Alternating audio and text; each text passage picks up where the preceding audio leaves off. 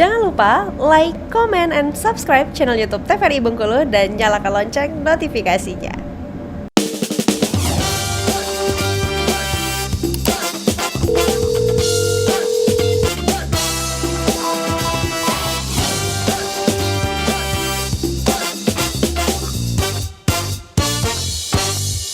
Ya pemirsa, kembali lagi tentunya di Dokter Kita bersama Kita Sehat. Tentunya Dokter Junia kembali nih ingin membahas. Oke, kita lanjut ya. Ini sudah di akhir-akhir ya untuk diagnosa tentang depresi terutama pada penyakit kronis. Untuk diagnosis ini nice to know untuk pemirsa di rumah. Pertama pasti dengan anamnesis dulu, kemudian nanti dengan pemeriksaan. Nah, pada pemeriksaan pada kasus-kasus psikiatri itu biasanya harus didampingi oleh dokternya. Walaupun bentukan ini adalah kuesioner ya. Ada kuesionernya ada 3, Dezang, Hamilton, Raskin. Nah, untuk pemeriksaan status mental sendiri kita bisa lihat dari deskripsi umum tampilan luarnya. Gangguan persepsi, ada gangguan persepsi atau tidak, pikiran dan orientasi. Ini contohnya nih. Kalau ada kuesionernya, ini kebetulan si James udah ngisi ya contohnya. Nanti ada beberapa pertanyaan, nilainya 0 sampai 4, nanti dijawab tuh. Apa kita misalnya merasa mood depresi, apakah enggak ada, sesekali, jarang, sering, atau selalu. Kurang lebih seperti itu.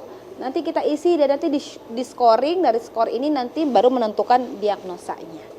Depresinya apakah terdiagnosa depresi atau tidak, berat atau ringan atau sedang ya.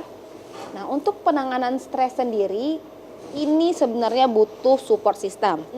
Oke. Pertama harus positive thinking, artinya selalu percaya di setiap kesulitan itu pasti ada kemudahan dan di setiap masalah itu pasti ada solusi.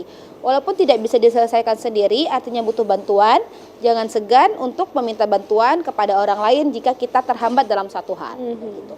Yang kedua itu bicarakan, artinya masalah itu jangan dipendam, harus dibicarakan sehingga kadang kita menemukan solusi yang kita sendiri tidak bisa temukan.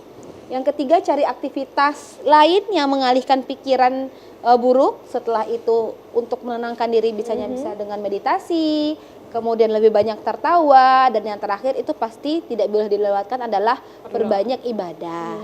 Karena secara spiritual kita sehat, biasanya secara mental kita juga akan bisa lebih baik.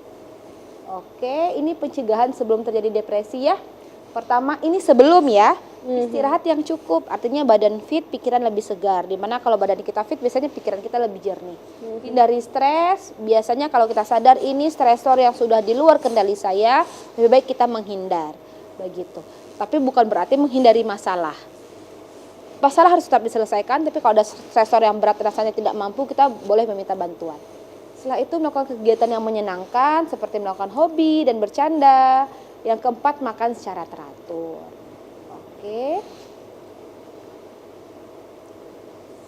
Oke, ini pendekatan holistik ya untuk depresi. Bisa melalui perawatan medis, peningkatan aktivitas fisik, pola makan yang sehat, dan dukungan sosial. Ingat, keempat hal ini tidak bisa berdiri sendiri. Penanganannya memang harus secara holistik atau menyeluruh. Mungkin itu saja. Baik, silakan dokter.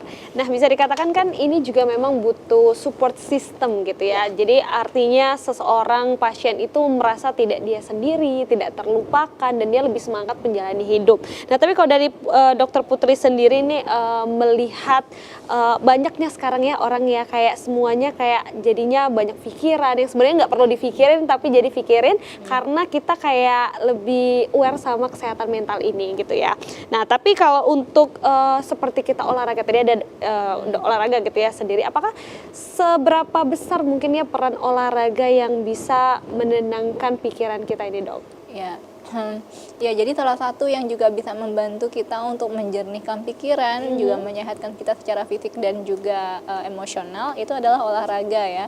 Kalau untuk persentase besarnya mungkin tidak ada nilai pastinya ya, tapi pasti lebih besar kemungkinan orang menjadi lebih sehat secara fisik dan juga secara mental kalau dia rutin berolahraga. Mungkin yang bisa disampaikan adalah olahraganya itu harus minimal 30 menit dalam satu hari, minimal 5 hari dalam satu minggu. Jadi kalau memang rutin, insya Allah kesehatan fisik dan mental juga akan lebih baik daripada orang yang tidak berolahraga sama sekali. Baik dari dokter Junia sendiri ini apa sih mungkin himbauan untuk kita nih harus lebih aware sama keluarga, teman yang mungkin sekarang sedang didiagnosa gitu penyakit kronis? Oke, untuk pemirsa di rumah yang ada keluarganya menderita penyakit kronis, jangan hanya fokus ke penyakit kronisnya saja. Semua pasien yang penyakit kronis, terutama yang sudah ada gangguan atau keterbatasan dalam aktivitas fisiknya, selain butuh dukungan secara fisik, dia juga butuh dukungan secara psikis. Karena sangat tidak nyaman di mana biasanya seseorang tersebut beraktivitas secara bebas, akhirnya terbatas, itu artinya kan ada tekanan khusus dan kadang merasa dirinya itu sebagai beban begitu. Jadi butuh support, dan kalau memang saudara kita itu sudah sepertinya butuh bantuan, sudah cukup berat, jangan sungkan untuk menawarkan bantuan atau segera membawanya ke tempat yang bisa memberikan bantuan seperti itu. Baik, tentunya kita saling ya, tentunya ya, saling menjaga, dan juga bukan hanya pola makan tadi dan juga pola hidup, tapi juga pikiran dan perasaan harus juga dijaga. Baik, terima kasih Dokter Putri dan Dokter Junia, tentunya hari ini sudah membahas mengenai depresi pada pasien dengan penyakit kronik. Dan buat pemirsa di rumah jangan lupa saksikan terus dokter kita dari Senin hingga Jumat pukul 10.00 waktu Indonesia Barat. Saya Viva Mansyah pamit undur diri dan sampai jumpa.